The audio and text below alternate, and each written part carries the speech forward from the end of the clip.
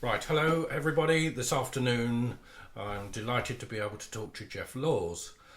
Geoff I've known for about 26 years. I met him when we both joined the same Rotary Club. In fact, we're founder members of the Billingshurst Rotary Club. And of course at the beginning I didn't know this, but he's a great bee man. He was also headmaster of the local school. But he's such an amazing bee man that he had a library of bee books, and he's written a bee book about books. So that's really quite amazing. So I'm really delighted to talk to him today, and because as a farmer I know how important bees are, and I'm very worried about what's happening to bees. So I'm hoping that we'll get some enlightenment from Geoff today. So hello, Geoff. Hello, good to see you again then, Durwin. Geoff, you didn't come from these parts, did you? Well, no, I was born in a place called Castle Acre, quite a celebrated little place in its own right in North Norfolk. But I was there as a baby. I then moved on to the Norfolk-Suffolk border. Then during the war, my father, who was a farm manager, moved to East Sussex. So I was there for the Battle of Britain and enjoyed that as a schoolboy aged 11. Waiting for the siren to go so that I could turn around and go home again and not go to school. But there we are, that's part of the life. Then, of course, we returned to East Anglia, and after that I went to school for a few years and eventually finished up as a schoolmaster in South London, having been to Goldsmiths College and Birkbeck. There I prospered and became a headmaster in London for 5 years in Brockley, and then with a wheel in 1974, which was great pleasure to come here and enjoy the life of 17 years of being headmaster at the wheel here in Sussex.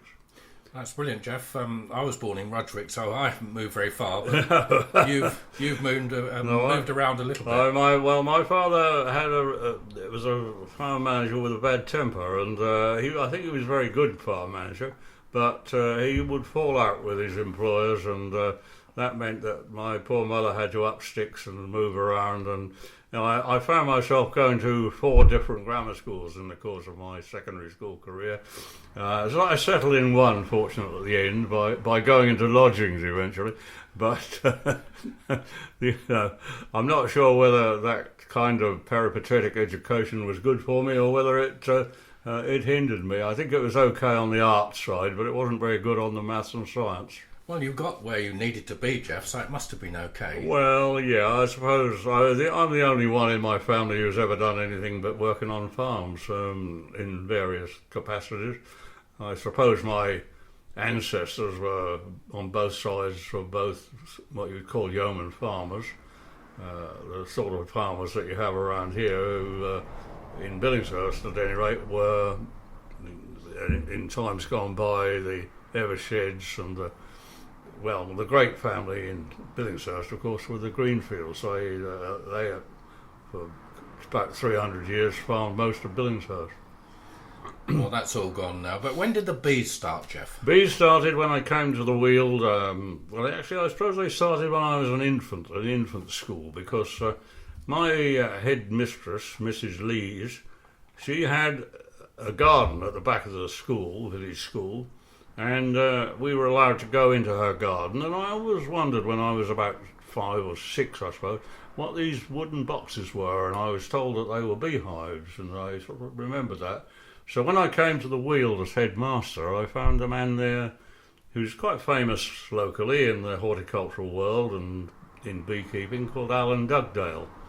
Now Alan, he had an apiary at the school, and I suppose the reminiscence of childhood interested me, and anyway I was a country boy, to be honest, and he let me have a hive which I proceeded to lose, and the next year he let me have another one with another colony, and this one I managed to maintain, and I eventually finished up.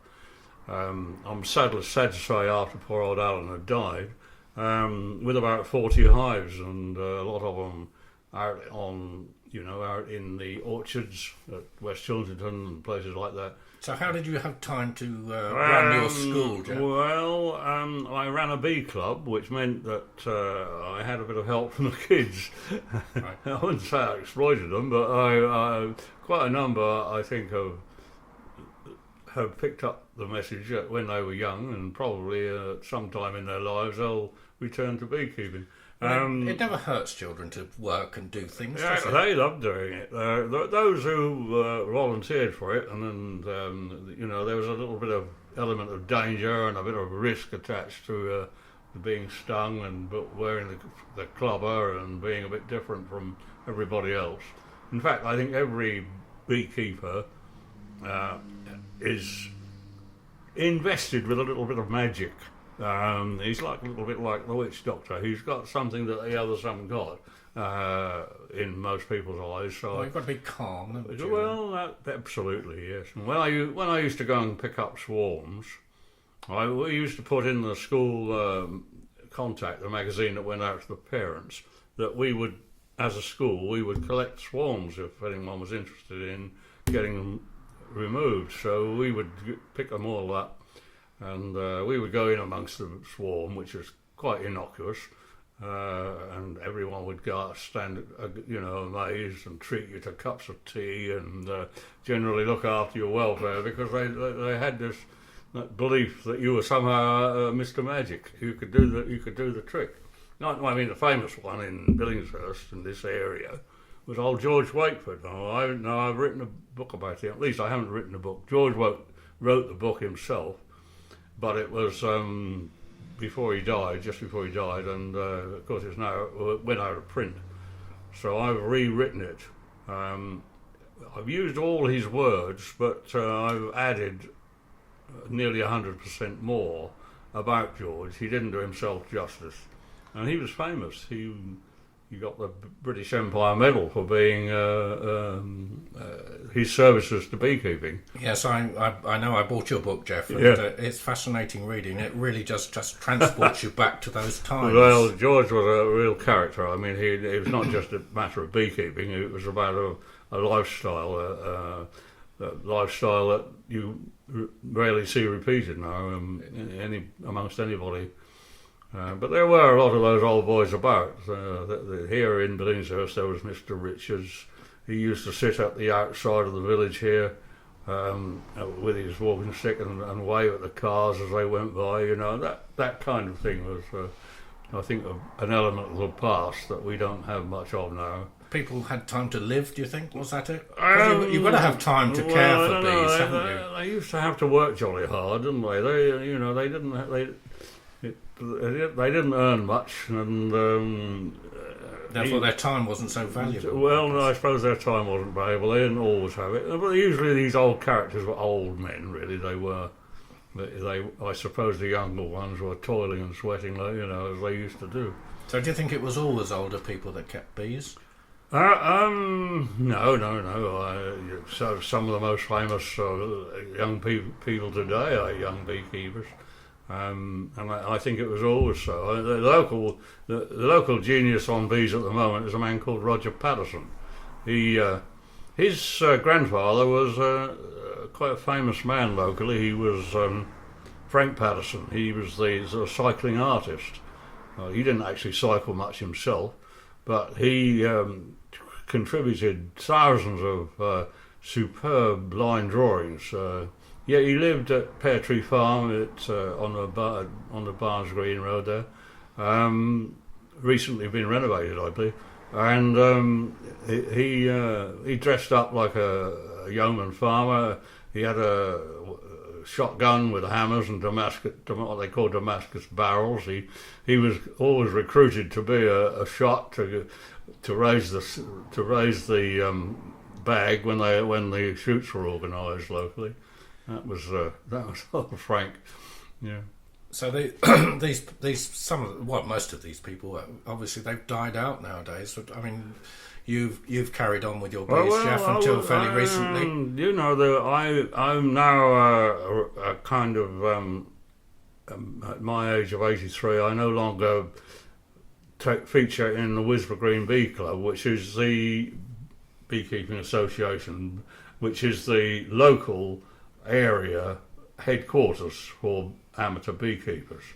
And this Roger Patterson I spoke of is more or less is the doyen of that. He organises and runs it all with the help of various keen people. Yes, and they're overwhelmed with beginners who there's as much as they can do to train them, and they have to have special sessions and divide people up into beginners and intermediate and advanced and so on in order to cope with them all. So do you think we've overcome some of this Varroa problem and the problem of bees dying? No, we haven't overcome it yet by a very long measure and chalk.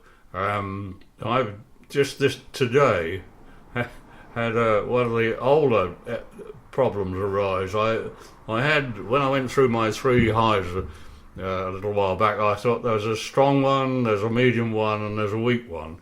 So I better feed the weak one.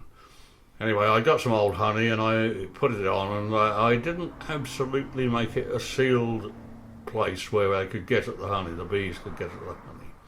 So the wasps came, and I knew they were there, and I foolishly, and I ought to know better, I didn't act straight away and do something about it. And when I went up there this morning, I found they'd been through the hive, they'd killed all the bees, and that was the end of that lot. Yes, because of course wasps can sting lots of times, can't they? But bees can only sting. Well, they fight with the bees, and the bees defend their hive. But of course, if the wasps arrive in sufficient numbers, it's a battle royal. It really is like a Waterloo in there, and the corpses lie there in thousands, both bees and wasps.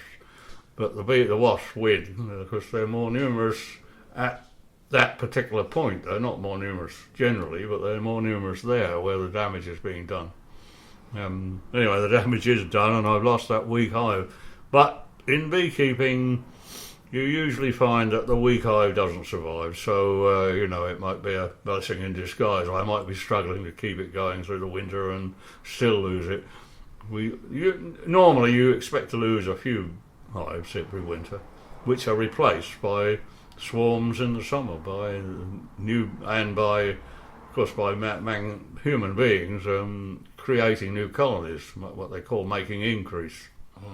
So you moved your hives around a little bit, but in America they move them from right across the country. It's big business in America, you see. It always has been. I wrote another book here, which you probably might have come across, called The Victorian Beekeeping Revolution. This is my major work, really. And this talks about how in England we changed over from keeping bees in skeps to keeping them in what we call movable frame hives. So the skeps are just made with straw? The old way that was done in prehistory by the ancients was to keep them in skeps, which are usually either wicker or straw woven items. Well, they can be kept in boxes, and in the Middle East they used to keep them in pipes, ceramic pipes. But the old way really was to keep the bees in a cavity so that you can control, and then in the autumn you'd look at all your dozen hives or skeps, and you'd weigh them in your hands, and you'd say this one's heavy, and this one's medium, this one's light. Right, we'll have those half dozen heavy ones. So you then dig a hole in the ground, and you'd put some sulphur in there and set light to it. Put the hive over the top. The fumes would come up, kill all the bees. Then you could take it away, and there you had your honeycombs, and you'd go away and crush them and get the honey out, because you didn't have an extractor as we do today. So how long was it before they realised that they could get the honey without killing the bees? Well, let's see, 18, I don't know, I forget now, but Langstroth, he was of Yorkshire stock, but living in America. About the time of the Civil War, he found that there was a thing called the bee space, which is about a quarter of an inch, and if you make wooden frames and put wax foundation in it, or even a strip of wax, the bees won't build in that quarter of an inch space. If you make the space bigger than a quarter of an inch, they'll bridge it, and then when you can try to lift the frame out of the hive, you can't do it because it's stuck with So they wax. keep their own motorway space in there. But they will respect a bee space of about a quarter of an inch. It's more exact than that, but that's roughly enough for us to understand. And he then devised his Langstroth hive, which had little frames with foundation in, which the bees had then built out into combs. So he got control then. Is that the ones that you see look like weatherboarded? What piece of board? Yeah, that's right. Yes, yeah. And of course, often painted white. And they were. No, these were just single boarded hives. The ones that you see that are painted white are called WBCs. They're after a man called William Broughton Carr, who invented it around about the turn of the century. So that's quite a bit later. Oh, much later, and that was in England. They never went in for double-boarded hives. They didn't double. They're double. You see, there's a box on the outside with the lifts, as we call them, just movable rectangles, which you can lift off, which create a kind of cavity wall between the box that the bees are in and the weather on the outside.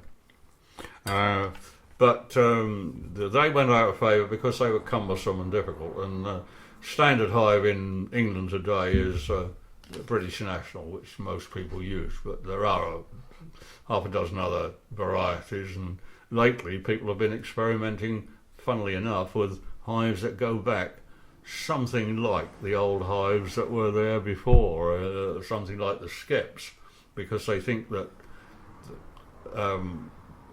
in Africa and places like that, people could raise honey with very simple equipment. After all, the old stuff was very simple. The Victorian philanthropists, people like Cobbett, urged people to take up beekeeping because if they were cottagers, as they call them. We need more of those today, I think. More cottagers making local food. Well, that's right, but they didn't do it for that motive. They thought that if the mob got stroppy, they could, as they often enough did. There were riots in Horsham. We weren't without the threat of civil uprisings. That's right, uprisings. But the philanthropists took the view that if people could be persuaded to keep bees, they could do it. They didn't need any land for it because they could just put it in there, just outside the house, out on the doorstep, practically. They would collect a swarm for nothing. They could make their own hive out of an old box or weave one out of straw, and make themselves pocket money, or at least eke out their wages. So yeah. They were all encouraged to do that in Victorian times. Yeah, that's really amazing, isn't it? So that they were trying to create more people interested, and that's actually what's happening today, isn't it? Because I think in London more and more people. I think today people have got and have picked up a sense of environmental responsibility, and they realise how modern monoculture in particular has done away with bees. The fact is that bees are meant to live in hollow trees on the edge of woods overlooking wild pastures. How long do they live, bees? How long does a bee live? Well, how long is a piece of string? I know there is an answer to that. In the summertime, from the time when it actually emerges from its larva stage, which takes about, well, with the egg, about nearly 30 days. This is the worker bee. This is the worker bee. The worker bee will last in a good summer when there's plenty of work to be done, foraging, fetching in goods to feed the colony, he'll last only about, she will, I should say, last only about 6 weeks. Work herself to death, hence the busy bee bit. They're not that busy, they don't get up very early in the morning, and they retire very early at night compared with wasps and hornets and such. Right. But come the autumn, when there's less work to be done, and there's a different feeding regime for the young emerging autumn bees, emerging that is from the larval state, these bees will last 6 months. Right. So you've got two sorts really, although they're all really the same. But because they don't do work, they don't die. They live in the colony, and they, so what about the guards, Geoff? The guards, well, a bee's life is a summertime bee we'll deal with. When it first hatches, as you might say, it first comes out from the sealed cell, first few days of its life, it lives in the hive.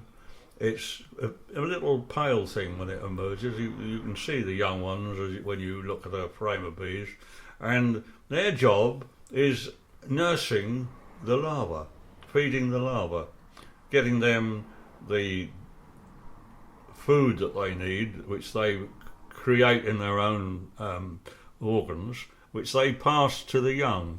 And so they spend a little phase of their first part of their infancy as bees, as fully fledged bees, as nurses. After they've been nurses for a bit, they start venturing out of the hive. They orientate themselves to the hive so they know where they live, so they don't, when they go away, they know where to come home again. And then they learn where the food is. The food is either pollen, which they collect on their legs, off hairs on their bodies, in little pockets. Yeah, you see them, the little yellow blobs or different coloured blobs you see on their legs.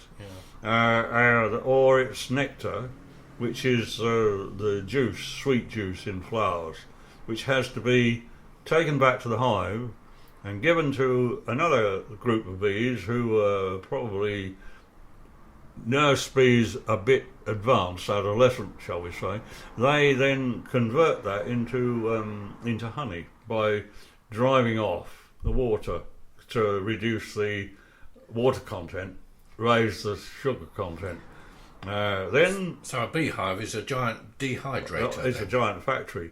In the next stage, once they've been foraging for a while, they're getting near the end of their time. Their 6 weeks are getting nearly up, and at this point their sting venom gland has developed and is more potent, and they are your guard bees. They're there looking out to see that the hive is protected.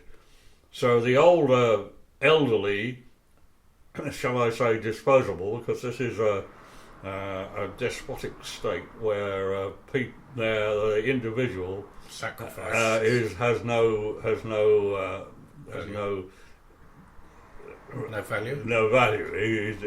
You're not valued as an individual. You're as an individual bee. You can't live as an individual bee. You have to live as part of a composite whole. Yeah.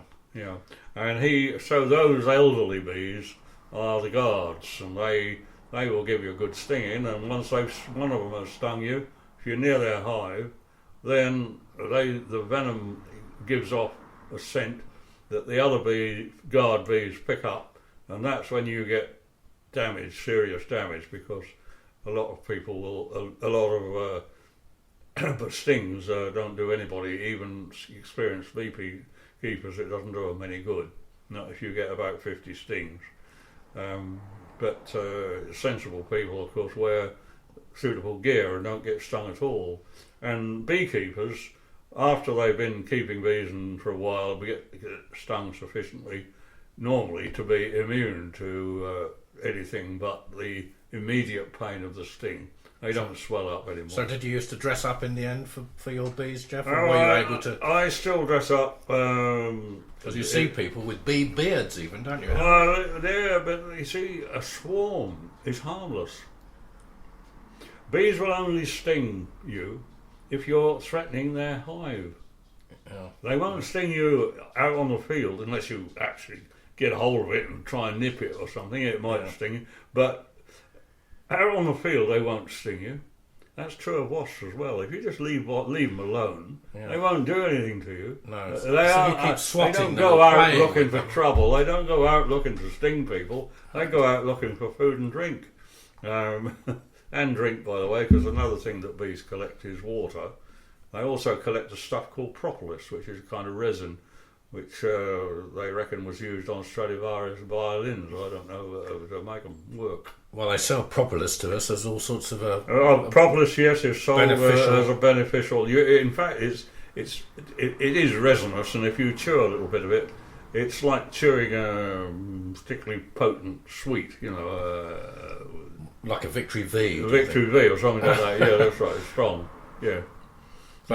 Yeah. So, I asked you about the disease and so on initially when we disease, started talking about that. What's happening? What do you think? And what's going to happen in the future? The big nasty was the Varroa mite, which migrated across the world from the Far East.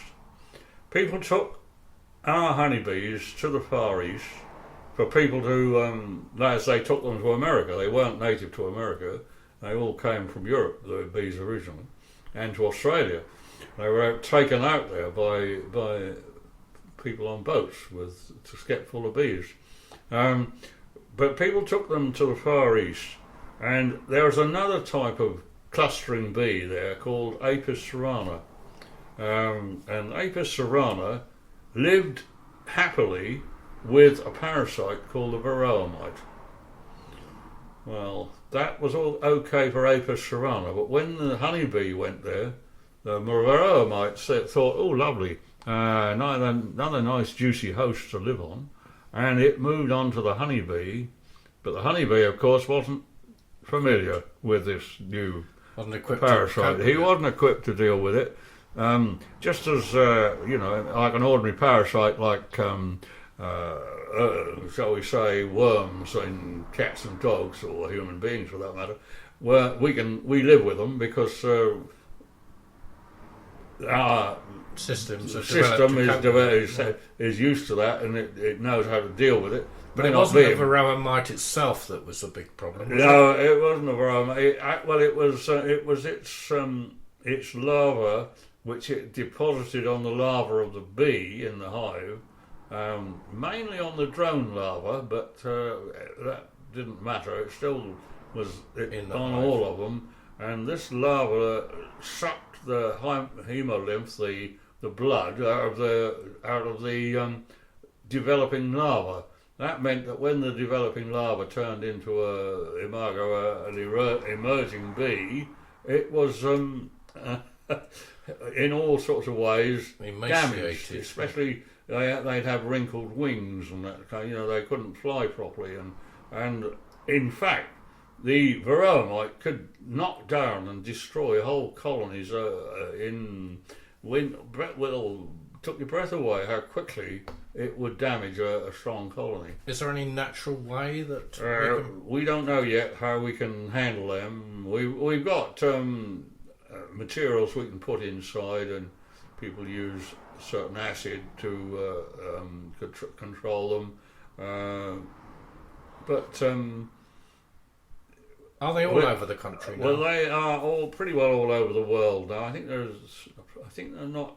I don't know that they reach New Zealand, but they're pretty well everywhere, and they certainly have created an enormous gap in the development of the honeybee. They did a lot of damage.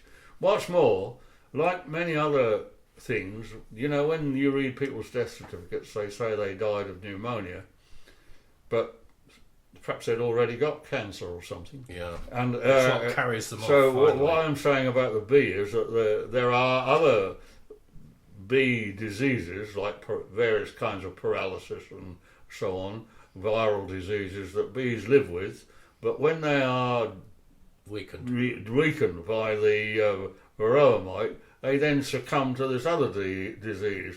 So as people die of flu, or when they're when they're getting old or whatever, that's the upshot is that they die anyway. So that comes to the same thing. So do you think pesticides have made a bigger contribution? Well, we don't know. The big argument is whether pesticides are what are called neonicotinoids, I think, or I forget don't know how you pronounce it correctly. But I grow linseed, as you know, Geoff, and they're banning this. And yes, they're banning it. Well, that's troubling the farmers because it's been a useful thing for farmers. But if this pesticide is killing all the bees, a little bit like the famous other, what was it called, the pesticide that we all use for DDT. Bees, that's right. We all thought that was super wonderful. We all Flit. Probably remember Flit, don't you? People used to just spray it all around their kitchens. Yeah, that's right. And of course, it was killing off all our songbirds. Yeah. And it was vanished. Now it may well be that these neonicotinoids are doing the bees in, but we're not. The debate on that is the case is not yet closed on that one. The unfortunate part about it, as far as I'm concerned, that was part of a dressing that we put on our seeds. Now you can't use it. We can't use that, but of course linseed is self-fertile, so you hardly ever see any bees. That's right, they don't go on to that. Well, you see, when people introduced oilseed rape as a major crop, they've always grown oilseed rape for donkey's years, but it was only a minor crop. When it became a major crop, it was a fantastic crop of bees because they loved it. All the crucifers, that's all the. If you ever look at the little flowers, they're little cross shapes, yellow flowers. Well, they're all cabbage. It's a cabbage family. They're all in the cabbage family, yeah. and oilseed rape is in the cabbage family, and they have yellow flowers, and they're rich in glucose, of which the bees gather enormously. The stuff they bring in is a pale white honey, looks like lard, I think, and it sets hard like a rock in the colony. In fact, sets so hard the bees themselves can't use it. And of course, it's monoculture. So not mixing it with other honey. It's not mixing with other nectars, and therefore it's not so flavoursome. To get a single flower honey, which you see advertised, sometimes makes me think, now, is that possible? A flower, most flowers come out for a few weeks. You see heather honey, don't you? The manuka honey. Well, you can take that. If you take your bees to the heather, and you're in the middle of Exmoor, shall we say, the chances are that honey that you get, thixotropic, by the way, that is, so it's like gel paint. If you take bees to the heather, you're going to get heather honey. Yeah, that's fair enough. But when people say that, this is a special kind of single flower honey, I am very dubious about it because you have to keep the bees through the season, and the season for any given flower doesn't last very long. No. And bees themselves need a variety of different flowers flowering at different times to give them a regular source of income, a regular source of forage. So what's the difference then? You see the set honey, don't you, and you see runny honey. Well, does that all come from a different plant? All honey will set. It's because actually honey is what chemists call what is something solution. Not an aqueous, is it? No, a complete solution. It means that it can hardly take any more of the crystalline substance that is dissolved in it, and that means that after a little while, the crystals of sugar will start to form, and that's what you call set honey. And that will happen to almost all honey. Mind you, there are two sorts of sugars that bees bring in, fructose and sucrose. Sucrose is a great setter. It will set more rapidly. That's why that's what rape is for. Rape and the sucrose in that. Because if you don't get that quickly out of the hive, could the bees use that in the winter, the rape honey? I think it depends how solid it is, because it tends to get mixed with sometimes. See, it's not all solid, but it sometimes you can feel it like that when you're extracting. So the only answer really for the beekeeper is to cut the comb out and heat it up, then let it cool, and then he's got the wax on top and the honey underneath. So he can get it out, but it means at the expense of more work and using up the comb as well. Yes. Although mind, he's got the wax, and the wax is quite valuable these days. Yeah. So you've got a couple of hives left, did you say? I've got 2 hives left. Yeah. Has it been a good year for honey so far? No, stinking bad year again. We had a bad year last year. We got drowned out last year. Good spring last year, and then everything went to pot. The newspaper said there's going to be a terrible drought. All the waters are dried up. The cracks in the reservoirs. The end of the world is coming. Next thing we know, it started to rain, and it rained from then till Christmas, didn't it? Yes, every day. We had about 18 months of really horrible weather. So we got hardly any honey of any sort last year. This year, we had a cruel old very cold, wasn't it? Very cold spring. That meant that the bees couldn't build up their stock of bees. See, what the sort of life cycle of the hive is to start in January laying, for the queen lays a few eggs and raises a bit, and then gradually the graph rises of live bees being born as she lays more and more eggs as spring advances, and all that income from the spring flowers, which is quite splendid, and lovely pollen comes in the spring off the palm trees and so on. All that it goes into, or a large proportion of that, goes into feeding the young stock that is going to do the work later on. The height of the season is about the second week of June through to about the 23rd of August. So when can you take your first honey? Well, you can take it off any time you like, if there's plenty of it. You can go and take a few combs off. You can just have a look. You can take some spring honey off if you happen to get a really lovely spring, and they make more stores than they need to feed their young. They'll store it, and you could go and take it. So sometimes that happens with the rape, because the rape comes on as a spring flower, really. Yes, yeah. That's earlier and earlier. Earlier. So they're getting oilseed rape honey in quite large amounts. So you can go and take some of that off. In fact, I always say at half term, when the school half term is on, the rape is usually turning green. That means that the flower is over. And then if you don't get your oilseed rape honey off now, it's going to set on you. Yeah. So there's a sort of an early crop now. So this spring build-up, I mean, they kill off all the men, don't they? So they kill off the men in the autumn. They kill off. So does the queen have a little man to help her through the spring? What you have to think of is this. I've said that the bee as an individual can't live on its own. The colony is an entity. The colony is like a single being. Sort of a single organism. Yeah. And if you think any single being, any single organism is liable to decline and die. So a colony has got a life expectancy. Some of them probably go on for years because they just keep rejuvenating. Renewing themselves. Yeah. But overall, statistically, a number are going to die every year. That means they've got to have new entities called colonies that have been created.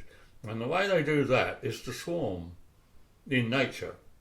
We human beings have learnt how to split hives and make one hive into 3 and that kind of thing, but I can't go into that. That's too much like bee law. But the ordinary natural way is for the swarm to come off. And what happens then is when the colony gets built up in, shall we say, late April time, and is nice and strong, for some reason which we don't understand, they decide to make new queens. And they do that by making special cells, which have royal jelly in them, by the way, the stuff that some people think is good for you.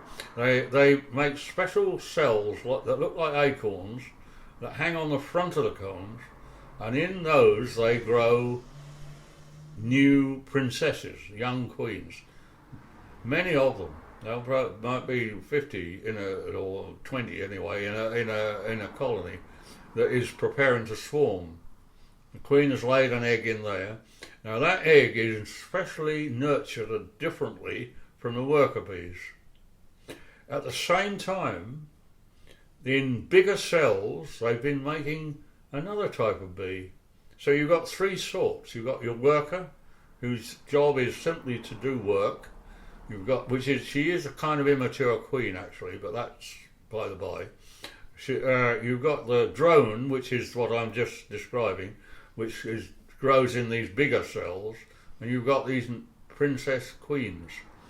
They'll make a lot of drone cells, and these will emerge at the same time as the workers, and they'll start flying around in congregations where they all hang about together like a bunch of yobs on a street corner hanging about waiting for a girl to come along. All on their Vespers.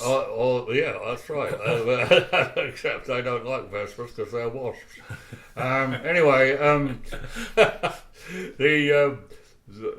all these little queens then come up. Now what happens next is the old queen takes off with about half a colony, and that's a thing called a swarm, and they go somewhere else and make a new colony. So it's always the old queen. The old queen goes away, and then these young queens emerge, and then they have a little fight amongst themselves, and one of them, it's a bit of a hen fight or cat fight. Yeah, and but it's a little bit more than that. I mean, they actually do each other in, and any that are in unbroken cells that are still larvae, they'll get in there and kill them as well. So that one of them is boss. That's the one that. So they might be killing off 20. That's the one that stays. But several of those virgin queens, or that one anyway, the one that stays, will take flight, and of course the drone congregation will spot this handy-looking female passing by who's out for that very purpose, and they will come along and impregnate her. More than one of them? Yeah, up to about 20. Really? And they will inject into her sperm, into a sac in her body, and that will contain enough male sperm to last her the rest of her life, which might be 5 years, as much as that. It normally isn't. It's normally only a couple of years at the most. But in the wild, they could live 5 years. She has one mating flight, and in that mating flight, enough drones do the business. And they might not be drones from her hive, they might be drones from another hive that have been in that congregation. So that brings some extra vitality. Is it hybrid vigour? Well, it probably does, yeah. And what's more, it means that when beekeepers talk about breeding bees, it's a very complex business, because short of artificial insemination, they can't guarantee what kind of male sperm is going to be deposited in that queen's cell that contains the sperm. So it's good to think we haven't managed to conquer every damn well, that's thing. right. And then when she goes back to the hive, this young queen she now takes over. The old queen's gone. The young one takes over. She starts laying eggs, and each time she lays an egg in a worker cell, she adds to it one sperm from her spermatica. But if she decides that she wants to make another drone, she doesn't add a male cell. Right. So the drones have only a mother. They don't have a father. They're fatherless. Right. That's a no wonder that happens quite a bit in the insect world. That type of thing. All the females, including the young virgin queens, they've never been near a drone. It's only only the one flight of the queen. Only the female bee types that are fertilised by a male. It's strange, really. Yes. Yeah. Well, I'm not quite sure actually. I think the virgin queen's eggs probably are fertilised. I think that's a point I've never really explored. I don't even. It's amazing, isn't it, what you can get out of conversation? What I've learned from beekeeping is fantastic. It caused me to take up, first of all, photography, close-up photography. For a while, I was a judge of the beekeeping photographs at the National Honey Show, it got me into microscopy. I learned how to use a microscope and how to look for diseases and so on under a microscope. It's brought me into writing books about bees, and it made me collect a library of beekeeping books. And I published a catalogue which listed my books when I. This is the book about bee books. It's called the Catalogue of Bee Books, collected and offered for sale. No, the book about bee books is a different book. Is it? Oh, is another one? No, I've written about 5 books on different things. This is the book about bee books. It's called the Bee Book, and it is a kind of a guide to collecting books on beekeeping for the aficionados of this kind of thing throughout the world. So are you able to sell thousands of those, or is there's a limited market? I don't sell them at all. A man got me to write this book. He wanted me to write a pamphlet originally. It finished up as a book. He's a publisher in Yorkshire and Northern Bee Books, and he's a good friend of mine. I wrote this pamphlet. Well, this pamphlet turned into a book, a manual for collectors, and he published it, and he's trying to sell it still. And we see, when you think about it, when was the first bee book published? Oh, prehistory, or rather in classical times. All sort of Virgil wrote about beekeeping. So did you have one of his books? I've had copies of them. Yeah, I had them in my collection. Right. My collection was enormous. In this catalogue, I listed, because I wanted to sell them. So the catalogue was really a list of the books I'd got, plus any that I knew about and any that I hadn't got. So how many books are in there? Well, there were 812 titles. I had multiple copies of quite a lot of them. I had one that was about 1550, which was in the old Gothic print, you know, black letter stuff. Was that readable? Oh yeah, yes. It was readable. Yes. Some of the most famous old classical bee books are. Really very readable, anyway, I did manage to sell them. I made a nice lot of money out of selling them. They're like a bit like houses. Old books they grow with inflation. they're a good investment, old books.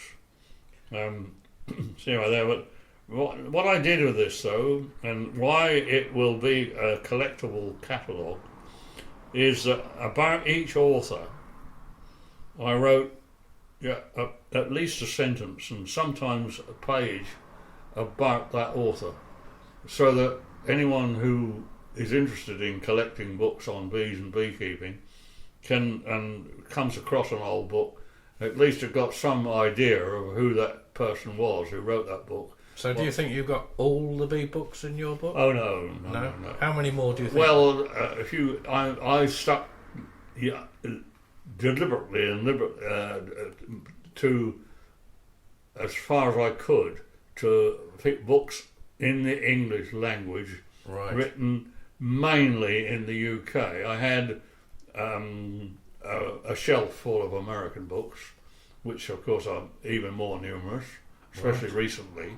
And of course every country in the world produces bee books, so altogether there's an enormous collection of people who've got a full library. But any collector of anything has got to put limits on what they're doing, because they find as they investigate it that everything expands. Yes, I have a problem like that, and attachment to stuff is a big problem as well, and you need to sometimes throw away things or move things on, don't you, to make space for something else. You can't if you've got to focus in on an aspect of things. It's like science today, you have to specialise. I mean, Bacon took all knowledge to be his province. He thought he knew everything, and he wrote about as though he knew everything that there was to know.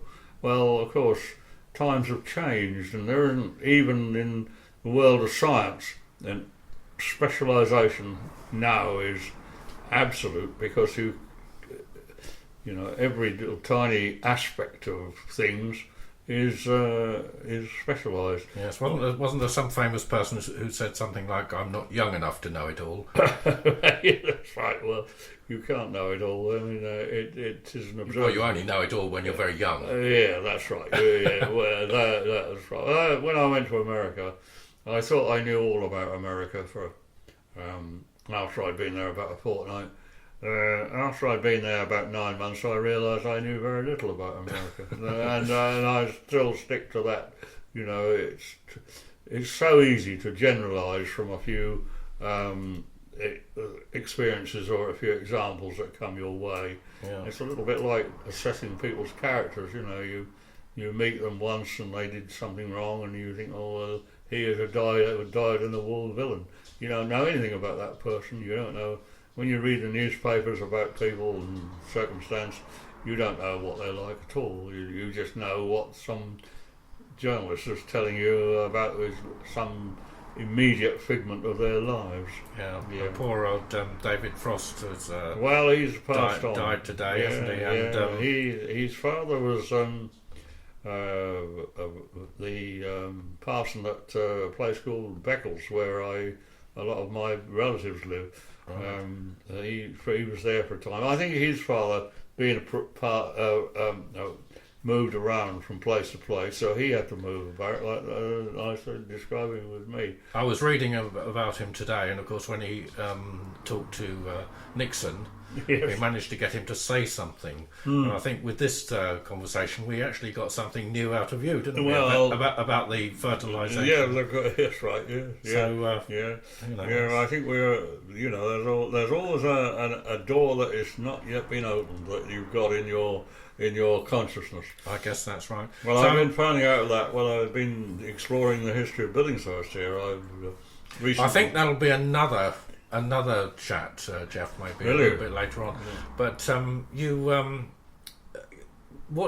you worried? What's your feeling about what's happening with the problem of, because we've got to have pollination. We've got to have things to pollinate. The truth of the matter is, I believe that just as myxomatosis came to this island and we thought there would never be another rabbit, we were wrong. We were wrong. Because there was another rabbit, and now there's rabbits everywhere. So you think maybe like the Far Eastern bees? I think the truth is that one of two things is going to happen. Either they're going to disappear, and this unknown, as yet unfathomed disease or diseases, probably a combination of something that's causing the trouble, is going to wipe them all out, or they will adapt and survive. I rather fancy the latter. I think they die in mass in America because beekeepers keep bees in mass. When I look at a wagon load, a giant those huge transporter, Arctics they have, don't they? articulated lorry, it's crossing the states, loaded up with bees going to an orchard somewhere. Okay, when they get to the orchard, they probably got some forage, something to live on. But first, they've been given all the unnatural behaviour of moving about. Then they moved out again. They're living on a monoculture. They're not living in a natural mixture of flowers. See, the bees on the roof of a house in Kensington can live on all sorts of flowers that are living in the parks and gardens of London. And it's a bit warmer there, isn't it? It's warmer, and they have a constant income of food. But bees that are treated as though they were battery hens and moved about, that's an unnatural thing. And if suddenly there's a breakdown, colony collapse disorder as they call it, and all the bees, well, maybe, just maybe, it's down to that. Actually, funnily enough, the old Victorian beekeepers, when they shifted, as I tell in my book here on the Victorian beekeeping revolution, when they shifted, the skeptics said putting them in boxes in frames, when mucking about with them and taking them out and putting them back in again and giving them doses of stuff that you can do now that they've got movable frames, it's unnatural. It'll be the end of them. And they were all wrong.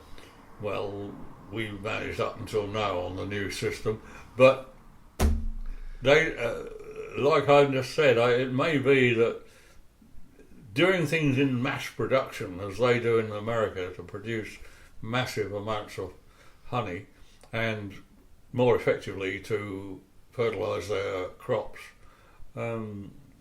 it isn't actually anything very natural that they do. And of course, it's like us, diseases, when you cram people together and put them in inappropriate conditions, they get TB. That's right. And I often wonder whether that's one of the possibilities with the cattle now. We just were a small farmer. We had sort of 60 Guernsey cows and all their followers and whole families of animals, and they all had names. Yeah, that's right. And today it doesn't seem to be when like when I was milking under my father's tuition on Christmas Eve. I was helping him tie up some Ayrshire cows. And one of them tossed his head back as I was putting a hold around his neck, tying him up, and he caught me in the corner of the eye here. So I had a perler of a black eye all over Christmas, and because it was just there in the corner of my eye. Had it have been a fraction left, I'd have been eyeless. I'd have been having a black patch all my life. God. Anyway, Geoff, your book, is that still available, the Victorian one? Yeah, they're still available. They're available. Do people have to contact you, or do they have to get them on Amazon? They can get them on Amazon. Yes, all my books are on Amazon. They've even bought the Billingshurst book that I've done. I